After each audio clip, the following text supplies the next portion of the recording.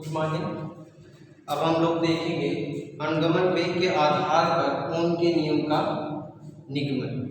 वैसे तो किसी नियम का जो है निगमन नहीं होता, नियम होता है, लेकिन जो है यहाँ पे हम बुक के आधार पर देख रहे हैं कि जो अनुगमन वेग है जो हम पढ़े हैं, क्योंकि अनुगमन वेग के ही आधार पर धारा बहती है, तो उस कंडीशन के अनुसार जो है हम क्या कर रहे हैं, ये कह सकते हैं कि अनुगमन जो है ओम के नियम का थोड़ा सा व्याख्या रूप दिखाने का कोशिश किया जाए। ठीक, हम देखेंगे कि मान लेते हैं कोई चालक, माना कोई चालक जिसकी लंबाई जो मानते हैं हम, इसकी लंबाई कितनी है, लंबाई इसकी यह है। ठीक, इसका जो अनुप्रस्थ काट क्षेत्रफल है प्रत्येक स्थितियों में वह क्या है, 1। ठीक, अब क्या होगा कि इस चालक को हम क्या करते हैं, किसी बैटरी से जोड़ देते हैं, किसी बैटरी से जोड़ देते हैं। ठीक, इसमें विभवांतर भी स्थापित होता है। तो कहेंगे कि जब बैटरी से जोड़ते हैं तो इन चालकों के बीच में क्या होगा, विभवांतर भी स्थापित। ठीक, अब क्या होगा कि इस चालक में जो मुक्त इलेक्ट्रॉन होंगे, ये पूरे की बात किया जा रहा है, पूरा चालक जुड़ा। ठीक, जो मुक्त इलेक्ट्रॉन होंगे वो धीरे धीरे क्या होंगे, अनुगमन वेग के आधार पर हम यही पढ़े थे कि इसके अंदर बहुत सारे क्या होंगे, मुक्त इलेक्ट्रॉन होंगे। वो मुक्त इलेक्ट्रॉन क्या करेंगे, इस पर हम देखेंगे कि इधर वैद्युत क्षेत्र की दिशा किधर होगी, वैद्युत क्षेत्र की दिशा होगी पॉजिटिव से निगेटिव तरफ, मतलब इस पर एक वैद्युत क्षेत्र भी स्थापित हो जाए। ठीक, और जिसके कारण जो है देखते हैं कि वैद्युत क्षेत्र के विपरीत दिशा में मुक्त इलेक्ट्रॉन क्या करते हैं, धीरे धीरे गमन करना, अर्थात जो है कैसे रैंडम मोशन करते हुए धीरे धीरे ये क्या होते हैं, आगे की तरफ बढ़ना प्रारंभ करते हैं। ठीक, तो वहां पे हम लोग पढ़ चुके हैं कि कितने जो है औसत वेग से ये आगे की 10 की घात -4 मीटर पढ़े थे। ठीक, इस वेग से जो है मतलब कह सकते हैं कि यहाँ से मीटर प्रति सेकेंड की वेग से धीरे धीरे क्या होंगे, आगे की तरफ बढ़ना प्रारंभ करेंगे। ठीक, अगर हम इस कंडीशन में देखेंगे कि इस मुक्त इलेक्ट्रॉन ये आवेश है, आवेश के कारण अगर इस पर कितनी धारा प्रवाहित होगी, अगर तो ये धीरे धीरे जैसे इधर जाएंगे तो इनकी वेग जो वेलोसिटी होगी, ये तो क्या विभवांतर है, वो कितना होगा, vd है। अनुगमन वेग कितना होगा, vd। ठीक, इतना कंडीशन मान लीजिए, तब कहेंगे किसमें प्रवाहित होने वाली धारा, ये तो हम सिद्धांत पढ़ चुके हैं, धारा और अनुगमन वेग में संबंध जब हम स्थापित किए थे पिछले वाले वीडियो में, तो वहां पे पढ़े थे कि I बराबर होता है vd e n a। ये क्या था, vd है आपका अनुगमन वेग, E क्या है, मुक्त इलेक्ट्रॉन। ठीक, ये n क्या है, मतलब इलेक्ट्रॉनों की, ये इलेक्ट्रॉन है, ये क्या है, मुक्त इलेक्ट्रॉन। ये मुक्त इलेक्ट्रॉनों की संख्या प्रति आयतन है। ठीक, या घनत्व कर सकते हैं इसका, जो है इसमें मुक्त इलेक्ट्रॉनों की घनत्व को शो कर रहा है, किसमें, प्रति एकांक आयतन। ठीक, और एक क्या है, क्षेत्रफल। अब हम देखेंगे प्रति एकांक आयतन में मुक्त इलेक्ट्रॉनों की क्या है, संख्या।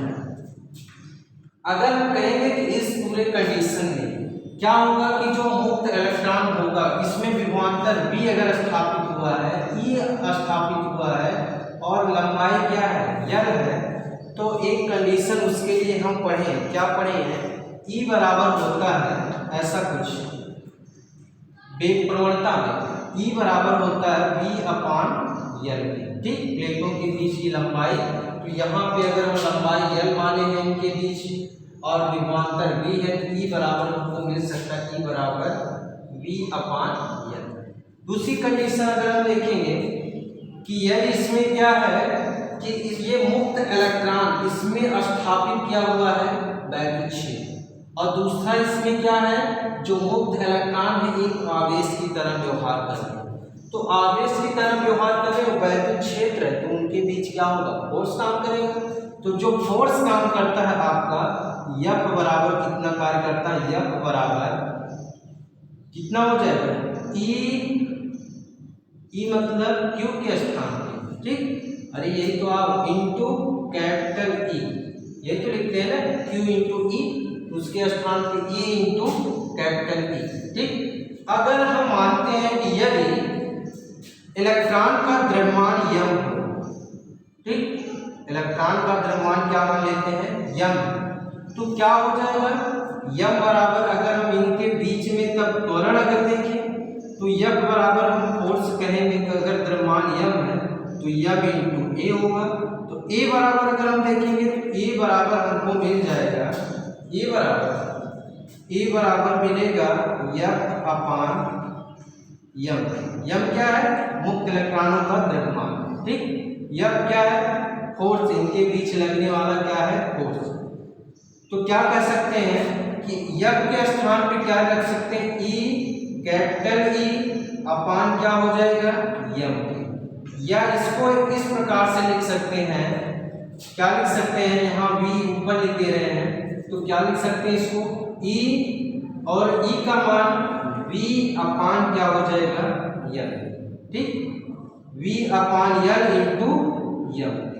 तो a बराबर आपको प्राप्त हुआ एक कंडीशन इस फार्मूले से, a बराबर प्राप्त हुआ कितना, e v अपान यल, ये यल है, ठीक है, यल यम, ठीक। अब दूसरी बात इसमें देखेंगे कि हम जानते हैं इसके अंदर मुक्त इलेक्ट्रॉन क्या कर रहे हैं, बारी बारी से उनके बीच में, कर्नल के बीच में बारी बारी से टकरा रहे हैं, ठीक।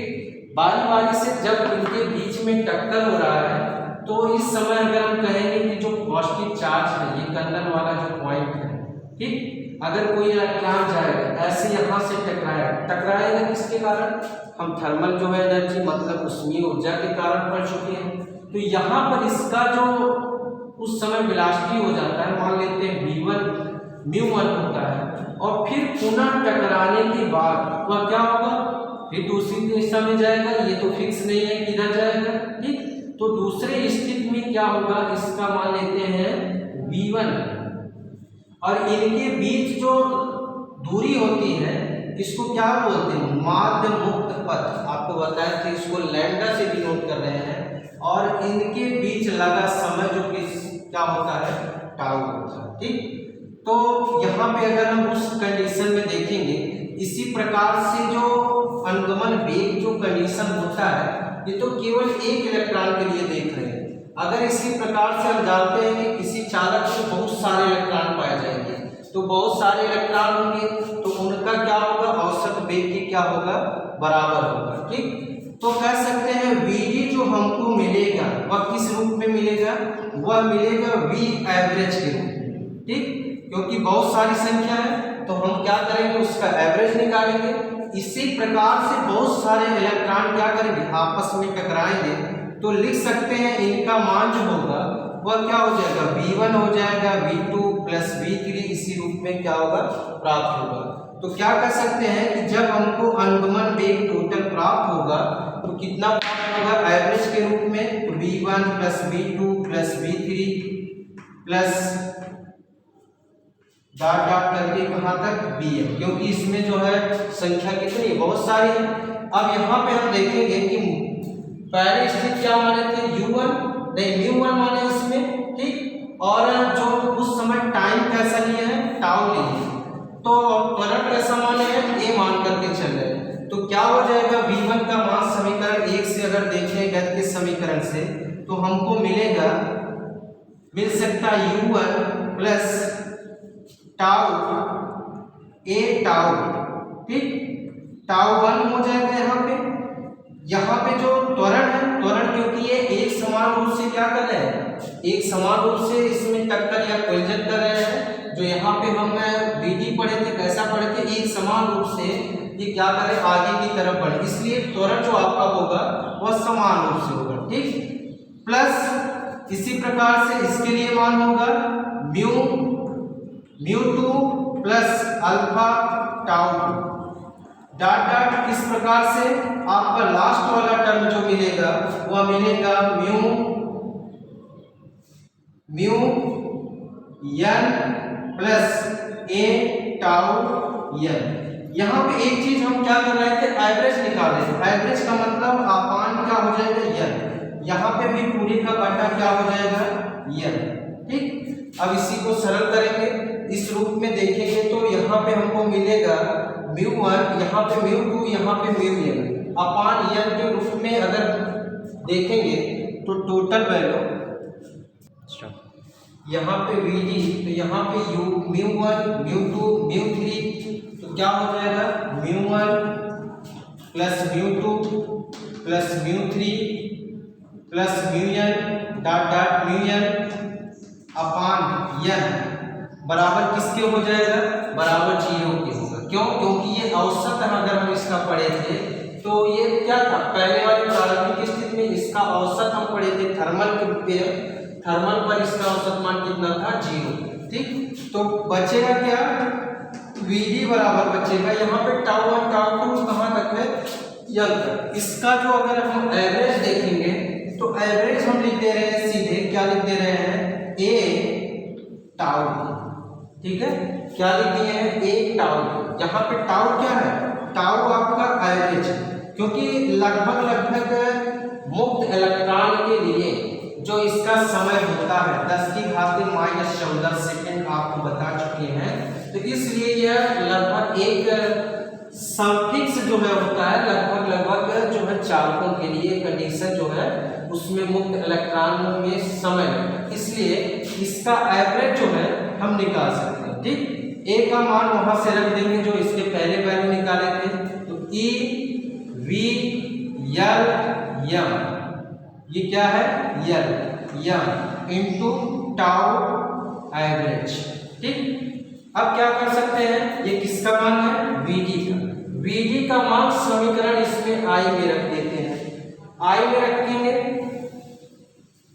तो क्या मिल जाएगा, I बराबर हमको मिलेगा, I बराबर Vd का मान E V L into M into tau into क्या हो जाएगा into E into N into A. यहाँ पे ई का क्या हो जाएगा स्क्वायर हो जाएगा, ई स्क्वायर, और वी क्या है, वी आपका है, वी आपका विभव। ठीक, इनके बीच में विभवांतर कह सकते हैं, क्या है विभवांतर। तो ऐसे कंडीशन में आपको जो प्राप्त हो रहा है v के स्थान पे अगर हम लिखेंगे ई टाउ, यहाँ पे ई है, ई का स्क्वायर हो गया, ये क्या है आपका यल है, ये क्या है यन है, यन आपको बताया कि क्या यन है प्रति एक मतलब इलेक्ट्रॉनों का घनत्व चालकों, अर्थात प्रति आयतन में मुक्त इलेक्ट्रॉनों की संख्या इंटू ए। ठीक, इंटू वी अपान यल यम, इसको लिख सकते हैं क्रिया गुणा करेंगे, क्योंकि वी अपान आई बराबर हम क्या पढ़े हैं आर के, तो लिख सकते हैं वी अपान आई इक्वल आपका हो जाएगा वी अपान आई, और ये क्रिया ऊपर जाएगा तो यल M upon E square tau N A. ठीक, ये किसके बराबर होगा, v अपान आई बराबर किसके होगा आर के, तो लिख सकते हैं ये कंडीशन हमारा किसके बराबर हो गया आर के।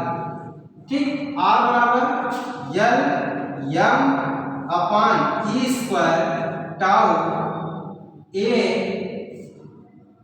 N A.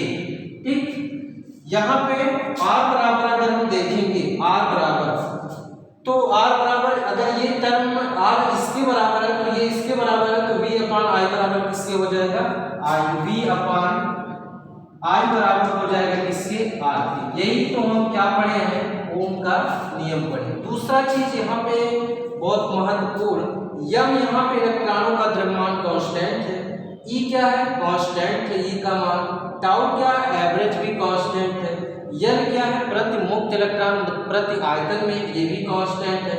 तो यल और ए में परिवर्तन हो रहा है, तो कहने का अर्थ हुआ कि जो आर निर्भर करता है यल पर निर्भर करता है, दूसरा किस पर निर्भर करता है ए पर।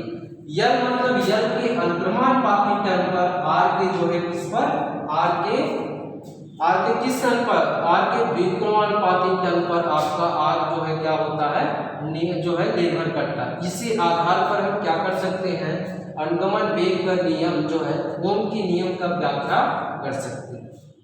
ठीक, धन्यवाद।